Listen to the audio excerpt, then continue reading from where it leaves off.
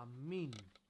Αμήν, αδελφοί μου, να κάτσουμε Nous assurons, mes frères, και με τη χάρη του et Ιησού avec la μας grâce de notre Χριστού Seigneur θα Jésus-Christ, διαβάσουμε, nous αδελφοί, allons από το lire κατά Ματθαίο Ευαγγέλιο, Matthieu, από το 18ο κεφάλαιο, Ιωταΐτα Matthieu κεφάλαιο, 18, στη σελίδα 865 στις ελληνικές γραφές, Matthieu chapitre από 18, την αρχή, αδελφοί, le μέχρι début και το 11 εδάφιο. jusqu'au verset 11.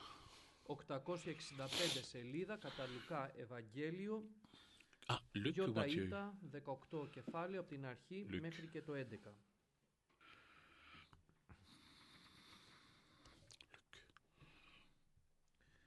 Εν εκείνη την ώρα ήρθον οι μαθητές προς τον Ιησού λέγοντες, «Τι άρα Ματιού, είναι σε τροπέα. μεγαλύτερος εν τη βασιλεία των ουρανών?» Και προσκαλέσας ο Ιησούς παιδίον έστησε αυτό εν το μέσο Ματιού. αυτών. Και είπε, αληθώς σας λέγω, εάν δεν Lorsque επιστρέψετε Jésus και fut descendu de γίνετε la ως τα montagne, παιδεία, une foule δεν suivit. θέλετε εισέλθει εις τη βασιλεία των ουρανών. Non, Ως c'est της pas λοιπόν Matthieu, ταπεινώσει εαυτόν, ως το παιδίον τούτο, ούτως είναι ο Ματιού. μεγαλύτερος εν τη βασιλεία των ουρανών. Και ως της δεχτεί εν τιούτων παιδίων εις το όνομά μου, εμέ δέχεται. Ως της όμως Matthieu 18, σκανδαλίσει donc je εν m'excuse, των Matthieu μικρών 18, τούτων των verset 1. πιστευόντων εις En εμέ. ce moment-là, les disciples approchaient de Jésus et dirent, Qui donc est le plus grand dans le royaume des cieux? Jésus, ayant appelé un des petits-enfants, le plaça au milieu d'eux. Et il dit, Je vous le dis en vérité, si vous ne vous convertissez et si vous ne devenez pas comme un petit-enfant, vous n'entrerez pas dans le royaume des cieux. C'est pourquoi quiconque se rendra humble comme ce petit-enfant sera le plus grand dans le royaume des cieux. Et quiconque reçoit en mon nom un petit enfant, que celui me reçoive moi-même. Mais si quelqu'un scandalise un de ces petits qui croient en moi, il vaudrait mieux pour lui qu'on le suspende à un coup, une meule d'un moulin et qu'on le jetât au fond de la mer. Malheur au monde à cause des scandales, car il est nécessaire qu'il arrive des scandales, mais malheur à l'homme qui le scandale arrive. Si ta main ou ton pied est pour toi une occasion de chute, coupe-les et jette-les loin de toi. Mieux vaut pour toi d'entrer dans la vie boiteux ou manchot qu'avoir deux pieds ou deux mains et d'être jeté dans le feu éternel. Si ton œil est pour toi une occasion de chute, arrache-le et jette-le loin de toi. Mieux vaut pour toi entrer dans la vie n'ayant qu'un œil que d'avoir deux yeux et d'être jeté dans le feu de la jeunesse. Que le Seigneur soit loué. Le Seigneur se permet, à travers une question, de répondre aux disciples qui lui posaient cette question. Et puis cette question peut-être se montre belle. Donc, Seigneur, qui sera le plus grand dans le royaume des cieux? Est-ce qu'il y aura des grades?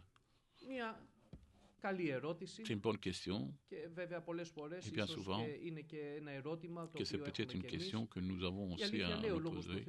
Et la vérité nous dit que la parole de Dieu, il y a de différentes étoiles qui brillent d'après leur luminosité. Et nous voyons que même parmi les étoiles, il y a des étoiles qui brillent plus que d'autres. Et sûr que la parole de Dieu nous dit que chacun vienne richement dans le royaume des cieux. Et c'est la volonté de Dieu pour cela. Parce qu'il y a le salut, à travers qui se sauve et qui rentre dans le royaume des cieux, mais qu'il va sans fruit, pauvre, et par le feu, comme il le dit la parole de Dieu, comme un homme qui est sauvé par le feu, qui a brûlé toute chose. Il a brûlé dans la maison et il est sorti tout juste, qu'il soit sauvé sans qu'il ait quelque chose. Mais toute la maison a été brûlée. Ça, c'est le salut par le feu. C'est le salut, il rentre dans le royaume de Dieu, mais il n'est pas sûr qu'il est ce que le Seigneur veut de chacun d'entre nous. Beaucoup de personnes qui ont demandé la repentance, ils ont recherché le Seigneur, même jusqu'à la fin. Il est bon qu'il ait le pas que l'homme peut se faire pour être sauvé.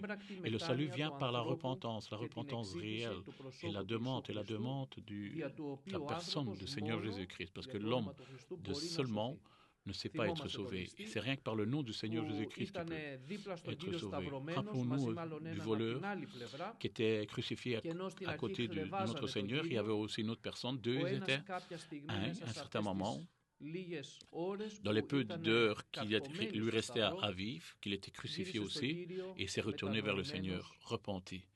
Et il a corrigé l'autre qui se moquait du Seigneur et il lui dit, tu n'as pas crainte de Dieu. On se trouve, nous, dans cette situation-là et que c'est juste que nous soyons là. Mais lui, il n'a rien de tout ça. Lui, il n'a fait rien de tout cela. Et là, c'est le pas de la repentance. Il vient dans sa personne, en lui-même, il comprend ses fautes, ses péchés, et après, il retourne les regards vers le Seigneur. Et le Seigneur, il l'a regardé, il lui dit, souviens-toi de ton royaume. Et il est rentré parce que le Seigneur, il lui a dit, aujourd'hui même, tu seras avec moi dans le royaume des cieux, dans le paradis. Mais le Seigneur, επιθυμεί για τον άνθρωπο αυτό το είδος της σωτηρίας, καθώς έχει δώσει στον άνθρωπο, αδελφοί, χρόνο εδώ πέρα και αδελφοί ο Κύριος λέει εξαγοράσε τον χρόνο τον οποίο σου έχω δώσει. Et le Seigneur, autre part, lui dit rachetez le temps. C'est quelque chose de bon. C'est notre temps que nous avons, que nous pouvons avoir. Le temps précieux que nous avons ici sur cette terre. Autant que le temps nous a donné pour chacun d'entre nous, jusque le moment viendra, le Seigneur nous prend. Et ça, c'est dans les mains du Seigneur. L'autre vit 20 ans, 30, 40.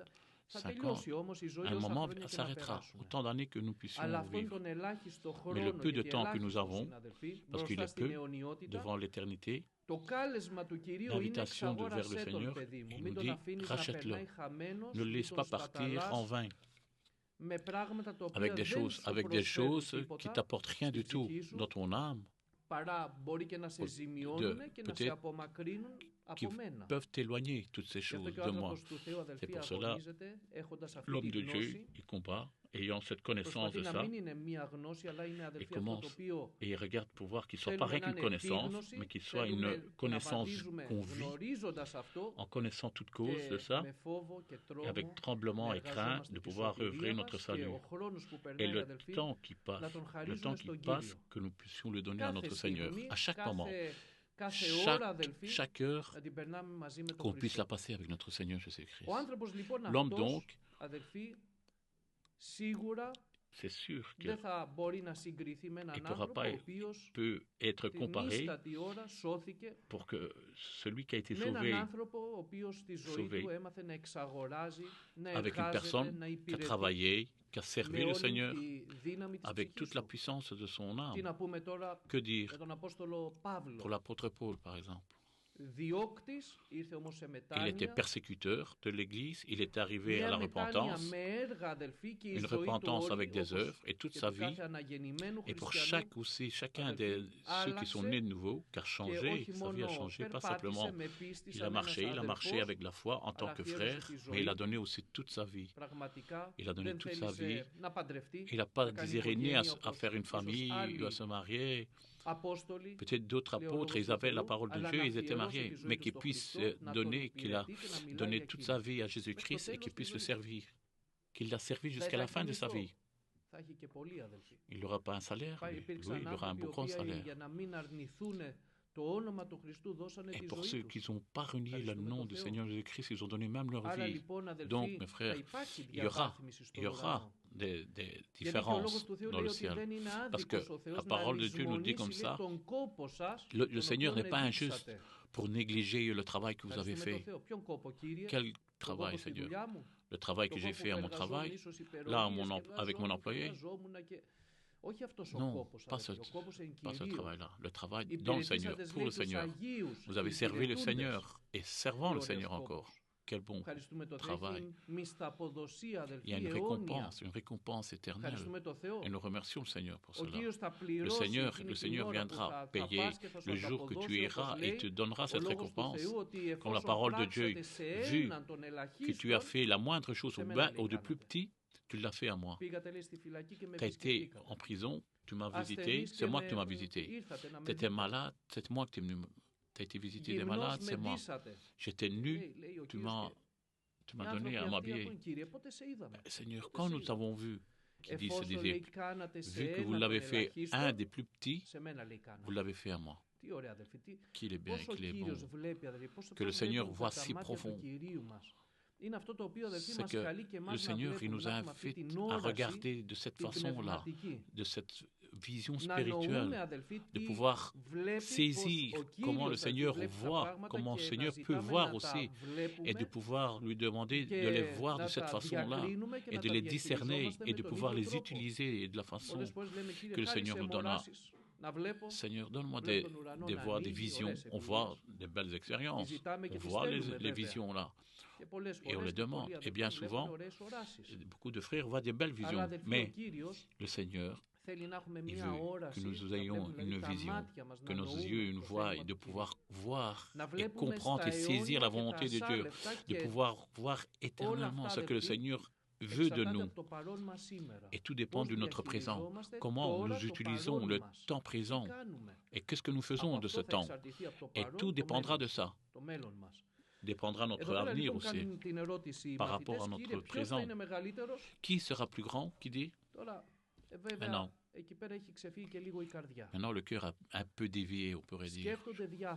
Il pense différemment. Il vient de faire des comparaisons. À un autre endroit, il nous dira, la mère de Zébédée, il pose la question au Seigneur et il lui demande cette grâce que ses enfants, un s'assied à sa droite et l'autre à sa gauche. On voit les différences. On voit des autres personnes qui ne croyaient pas au royaume des cieux. Les Sadduciens ne croyaient pas à la résurrection. Mais tout dépend de notre spiritualité et quel est ce qui nous fait bouger par rapport à ce que nous pensons. Et quand nous recherchons la gloire de Dieu, si notre façon de vivre, c'est pour la gloire de notre Seigneur, donc alors c'est garde ton cœur bien ferme, pour pas que tu sois dérayé, tu sois dévié. Ici, cette occasion, c'était la différence, créer des différences. On voit. Et il voit un enfant, et il le met entre les deux, et il lui dit, je vous le dis en vérité, si vous ne devenez pas un comme ces petits-enfants, vous ne rentrerez pas dans le royaume des cieux. On t'a fait une belle question. Mais le Seigneur, il voit le cœur. Il voit le sens de leurs questions. Et avant que la parole arrive, que les hommes parlaient, qu'il s'approchait, lui, il savait déjà. Le Seigneur, il savait qu'est-ce qu'il y avait dans leur cœur. Parce que le Seigneur, c'est lui qui sonde tous les cœurs. Et comme il voit ton dessein, ta façon de marcher, ta façon de penser, il voit le bien et le mal aussi. Et il voit ce soif que tu peux avoir aussi. Il voit aussi le mal, les douleurs de ton cœur que tu peux avoir. Bien souvent, nous pouvons avoir des façons d'exprimer par notre attristement, notre requête, et de ne pas savoir ouvrir notre bouche à notre prière. Mais celui qui sonde les cœurs, il voit ce que tu as dans ton cœur. Il voit ta douleur. Il voit ton désir, ta passion, ta soif. Et on voit Elkana qui voit dans l'Ancien Testament, c'était la mère de Samuel. Il n'avait pas d'enfant à ce moment-là. Elle était stérile. Elle allait au temple pour prier. Elle pleurait, elle n'ouvrait même pas sa bouche. Mais son cœur priait vers le Seigneur. Et le sanctificateur qui était là, elle croyait qu'elle était ivre. Et jusqu'à quand tu viendras que tu es ivre ici? Il dit, je ne suis pas ivre, mais j'ai de la douleur dans mon cœur. Et au contraire, j'ouvre mon cœur à notre Seigneur, à mon Seigneur. Mais le Seigneur le savait cela. Et je remercie le Seigneur. Elle connaissait sa requête, sa demande. Et sa demande est arrivée. Il lui a répondu. Mais il n'est pas bon d'en crier. Tout est bon, mon frère. Et tout ce qu'on fait pour le Seigneur est bon. L'homme n'est pas toujours à sa place et dans la situation où il se trouve, de pouvoir voir son cœur et de crier après le Seigneur. Et peut-être il est. Fais ce que le Seigneur te met à cœur. Il est bon. Il y a des gens, ils ont crié vers le Seigneur. Et le Seigneur, il dit comme ça, il l'a soulevé.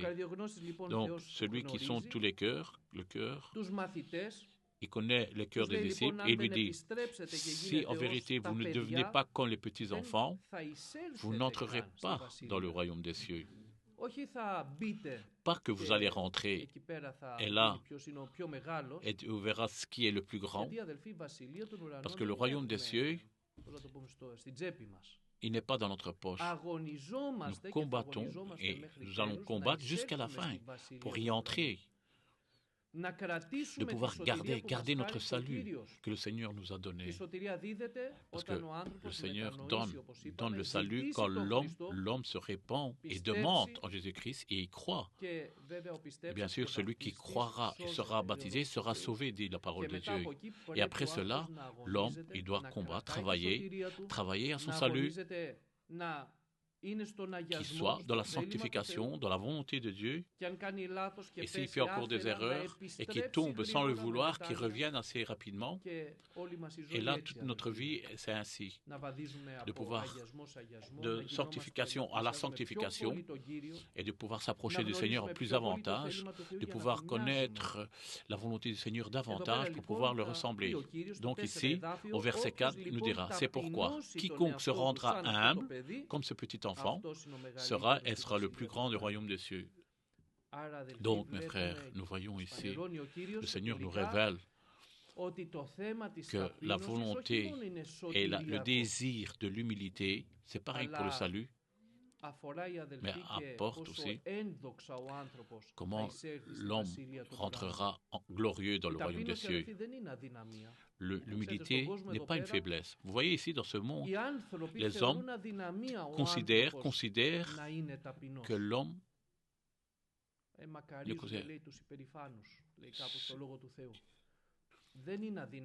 c'est pas une humilité d'être humble. Celui qui reste humble, malgré qu'il a ce pouvoir de faire quelque chose, mais parce qu'il aime le Seigneur, il s'humilie et ne fait rien. Et peut-être qu'il sait qu'il se considère comme un serviteur inutile pour le Seigneur. Comme Job, il dit, Seigneur, je suis le plus moindre de tes serviteurs. Ça veut dire le dernier.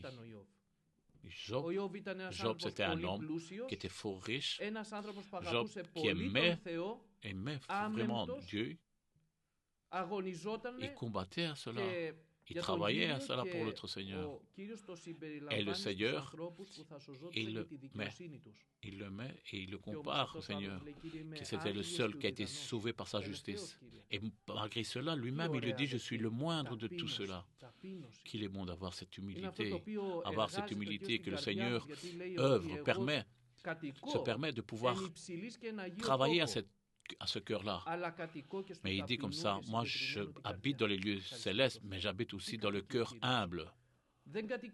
Donc, il ne demeure pas dans ceux qui sont injustes et les orgueilleux. Il s'éloigne au contraire. Donc, l'humilité est une force.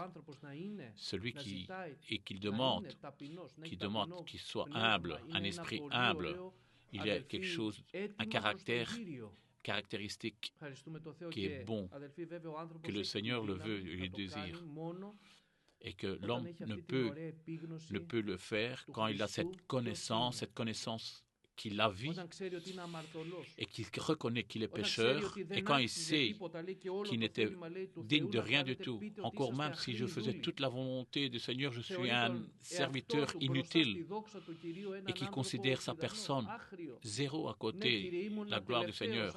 Oui, Seigneur, j'étais le moindre de tous, mais tu m'as sauvé, tu as regardé vers moi, je n'étais pas digne de cela. Et il nous apporte de cette situation de l'humilité. Donc, si sa personne ne rentre pas humble comme un de ces petits enfants, ne sera pas le plus grand dans le royaume des cieux.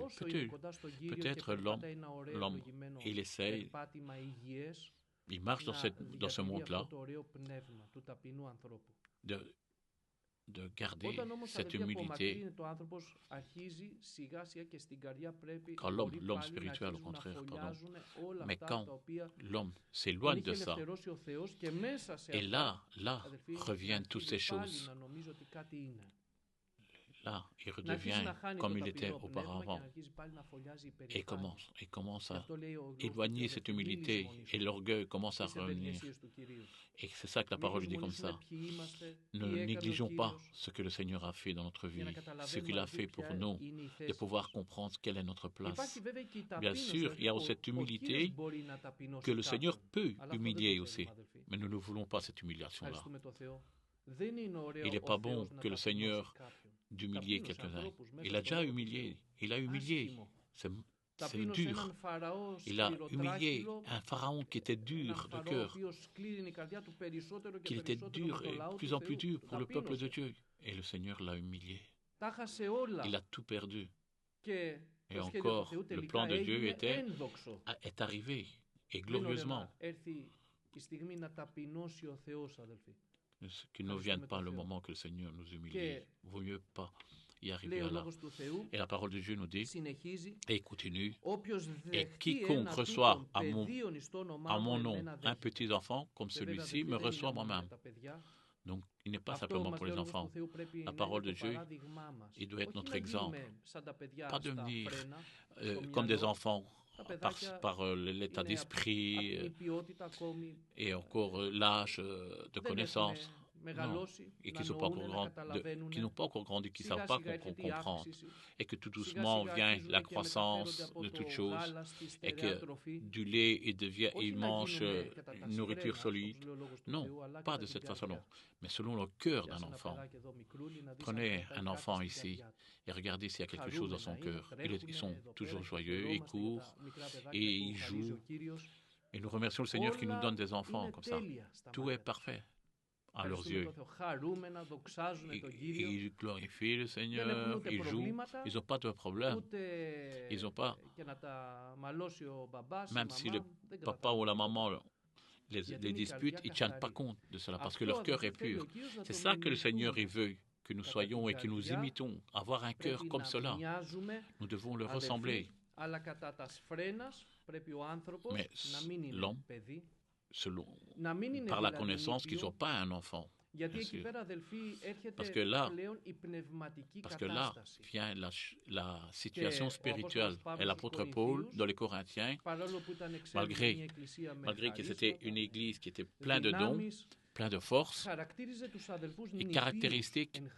Il donnait leurs caractéristiques à eux comme ils étaient des enfants, parce qu'ils avaient des scandales parmi eux, des divisions. Donc, l'âge spirituel, elle ne s'associe pas avec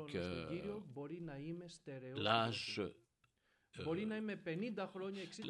spirituel. Peut-être que j'ai 1 an, 2 ans ou 10 ans et que je suis resté toujours un enfant spirituel. Le Seigneur n'en veut pas de cela, de l'âge-là. Et ça, c'est un résultat désir charnel et une marche charnelle.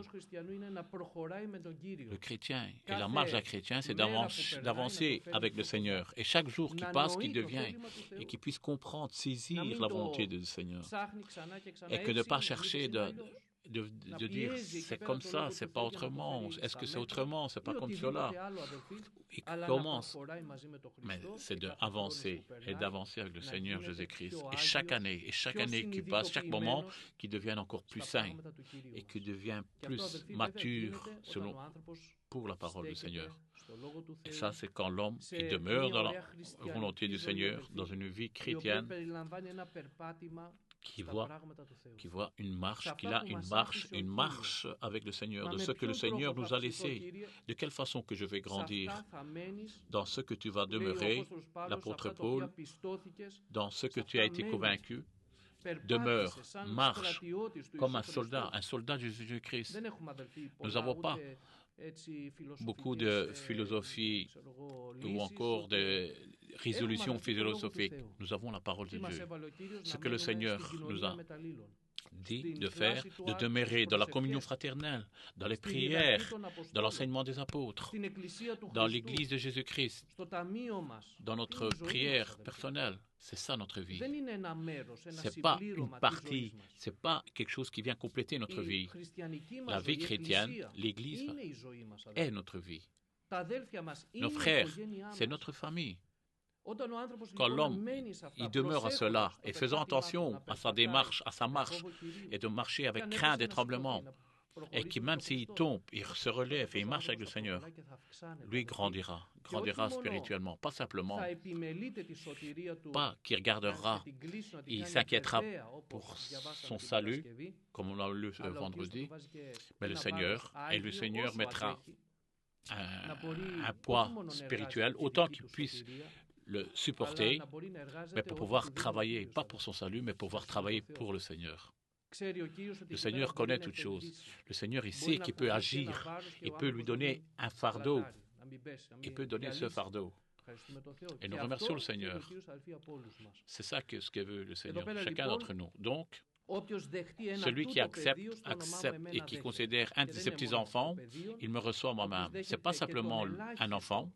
C'est comme qu'il y a le plus moindre. Il n'y a pas de moindre, on est tous le même. Mais encore même, le dernier, même s'il n'y a pas de dernier, quand tu acceptes et que tes yeux voient et qu'ils acceptent de pouvoir accepter, de servir, d'aimer, et encore le plus moindre personne, et je le répète, il n'y en a pas, donc à ce moment-là, c'est la volonté du Seigneur.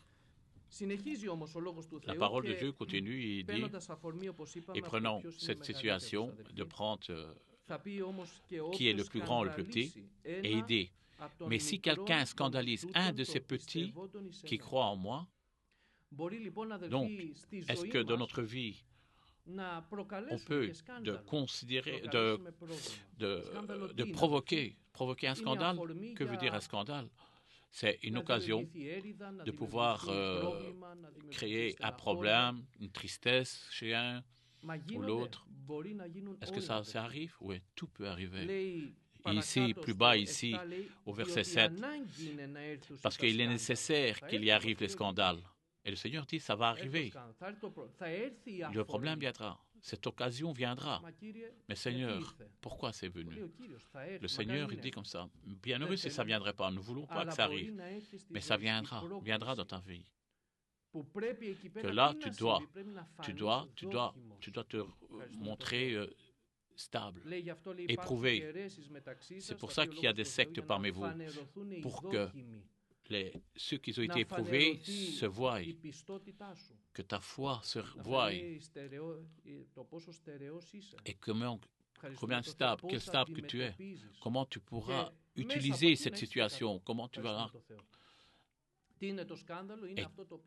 Qu'est-ce qui est un scandale et qui peut arriver par un manque de sagesse, par des erreurs, ça peut arriver. Volontairement ou involontairement, peut-être ça peut arriver. Donc ça veut dire que je vais abandonner Jésus-Christ. Je pars, c'est arrivé ça, je pars, mais allez où? Tu viens à l'église, pourquoi? Rien que pour moi, tu viens à l'église. On ne vient pas à l'église pour le pasteur ou pour l'ancien ou pour quiconque. Nous venons à l'église pour notre sauver. Nous venons tous parce que le Seigneur il veut nous bénir et nous sauver. On ne vient pas ici. Ah, quelqu'un qui m'a bousculé, oh, je ne vais plus à l'église. C'est des enfants. Nous devons rester stables. Nous devons grandir. Le Seigneur révèle dévoile que tes fondations sont instables. Elles bougent avec chaque vague, avec chaque vent qui vient souffler. Qu'est-ce que je dois faire? Je dois approfondir mes racines. Mais pourquoi pour le faire? Parce que la parole de Dieu nous le dit, nous l'enseigne.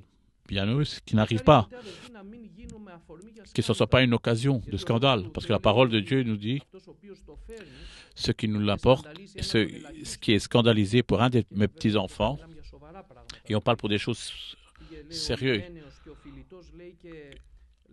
Quand il y en a deux qui ont été, je veux dire un passage qui parle dans 2 Timothée, il y en a deux qui ont été séduits, ils se sont éloignés de la vérité, disant que la résurrection avait été, et ils allaient, et ils mettaient des scandales chez les autres, et ils vont pour détruire la foi des autres. Et là, c'est malheur à lui. Que soit scandalisé, un homme qui scandalise. Ben, nous ne voulons pas que ce soit ainsi parmi nous. Mais la parole de Dieu nous dit, il vaut mieux à lui qu'il est une pierre qu'on moudait, le grain, vaut mieux l'attacher à son cou et le jeter au profond de la mer. Ça veut dire qu'il y aura un grand jugement de notre Seigneur. On ne parle pas de salut là. Et le Seigneur puisse nous garder. Et le Seigneur là vient pour faire le jugement. Que le Seigneur fasse grâce et miséricorde. Loin de là que ça arrive. Des situations assez sérieuses. Mais peut-être que ça peut être des petites choses aussi, qui peut apporter des tristesses chez un, chez l'autre. C'est pour ça que la parole de Dieu, qui nous donne de la sagesse, de pouvoir faire attention. Pas qu'on soit sensible. Il ne faut pas. Nous devons être stables.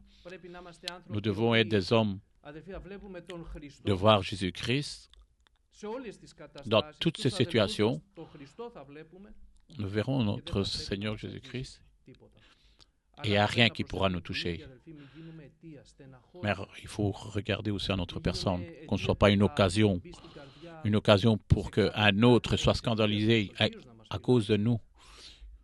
Que le Seigneur nous garde et nous protège de ces situations-là.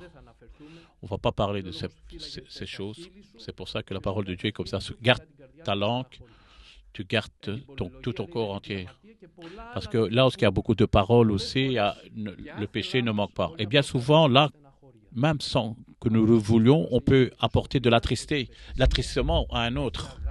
Parce que l'homme du Seigneur doit avoir de l'amour et il doit faire attention comment il parle et apporter seulement de l'édification à celui qui l'entend. Au 7, il dit malheur, donc, au monde à cause des scandales, car il est nécessaire qu'il arrive ces scandales. Mais malheur à l'homme par qui le scandale viendra. Et il continue ici la parole de Dieu. Et la raison, bien souvent, que l'homme peut être influencé et qu'il soit scandalisé ou c'est à cause de ses fondations ou ma vie spirituelle que j'ai avec le Seigneur, qu'elle ne soit pas comme le Seigneur veut qu'elle soit. Donc, nous venons ici pour nous sauver, comme on l'a dit, de pouvoir approfondir, d'aller rentrer dans les profondeurs du Seigneur, dans la présence du Seigneur. Donc, quand l'homme ne néglige pas et quand il ne fait pas attention de pouvoir marcher convenablement et de lire la parole de Dieu et directement de le prendre dans son cœur pour qu'il le mette en pratique dans sa vie, à ce moment-là, c'est comme il sera éprouvé, il sera tenté, il doit sortir des racines, il doit mettre ses racines plus profondément, comme dans le psaume il le dit. Et ça ne s'arrête pas à n'importe quel âge. Nous tous, nous devons avoir des racines plus profondes. Mais nos racines profondes, c'est l'arbre qui est planté au bord d'un ruisseau. Et nous remercions le Seigneur. Un ruisseau, avoir de l'eau vive qui passe, qui est Jésus-Christ. Donc l'homme il doit être enraciné avec le Seigneur. Donc à ce moment-là, il a un arbre qui a des racines profondes parce qu'il se trouve près du ruisseau. Il ne sèche pas. Et il vient à cette chaleur et il ne le prend pas. Il ne le touche pas. Il a de l'eau et il résiste. Et ses feuilles ne flétrissent pas, ne sèchent pas. Qu'il est bon d'être comme ça, comme la parole de Dieu. C'est de cette façon-là que nous devons marcher et d'enraciner. S'il n'y a pas cette terre, cette relation avec cela, là, tu arriveras même à te scandaliser, même ton pied. même si ton pied, ta main, qui te scandalise, mais il veut aussi montrer la valeur et le sérieux, ce qui nous appartient.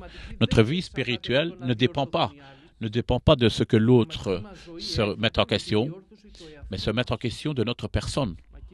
Mais Seigneur, pour que je sois pas que je scandalise, c'est eux qui doivent faire l'effort. Non, c'est moi qui dois me repentir et d'aimer le Seigneur davantage, parce que quand j'aimerai le Seigneur, j'aimerai tout le monde. Est-ce que ton enfant t'a déjà scandalisé? Non, je crois que personne. Pourquoi notre enfant ne doit pas être scandalisé? Parce que nous l'aimons et il ne nous touche pas. Quoi qu'il fasse, ça ne nous touche pas. Peut-être qu'il nous parle assez sévèrement. Il ne nous scandalise pas. Pourquoi? Parce que nous l'aimons. Donc, mes frères, une des choses, un statistique pour ne pas qu'on soit scandalisé, c'est l'amour.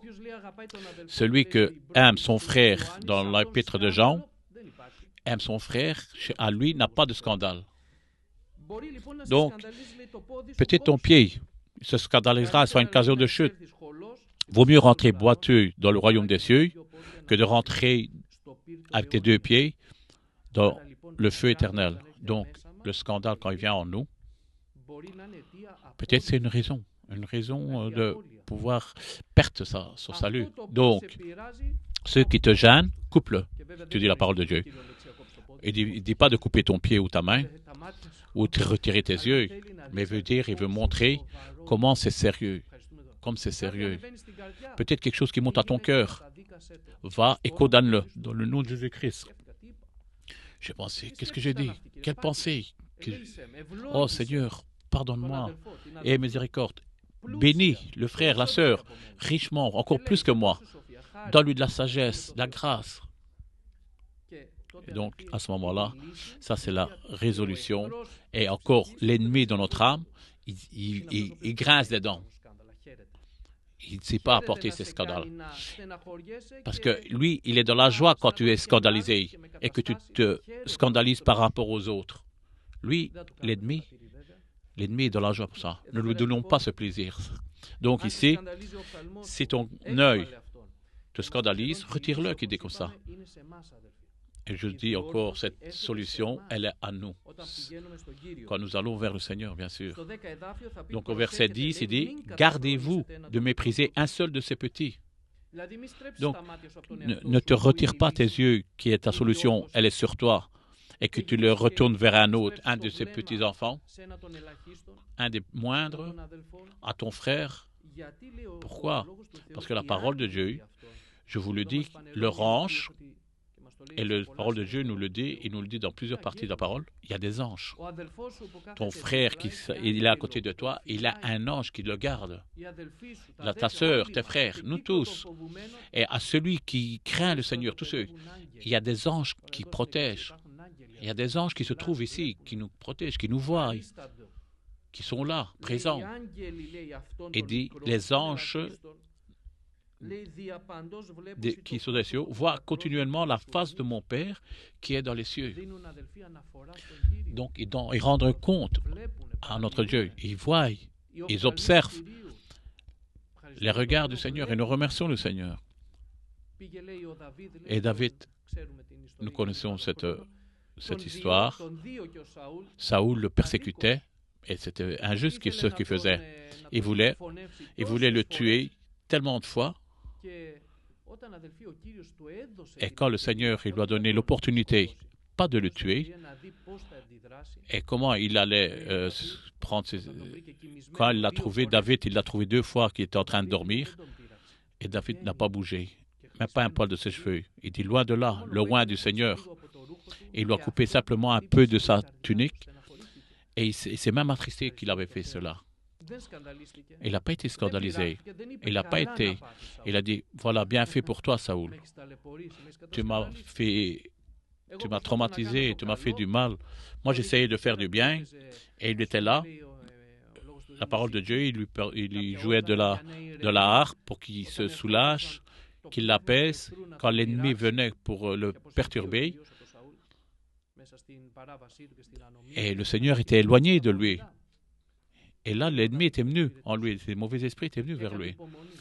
Et il a fait beaucoup de patience. Il n'a pas été scandalisé, David, parce qu'il l'aimait. Il aimait Saoul. Et quand il a été mort, il a pleuré amèrement. Donc, la parole de Dieu nous dit comme ça, les anges voient. Et le Seigneur voit. Il voyait ce que David se comportait, comment se portait.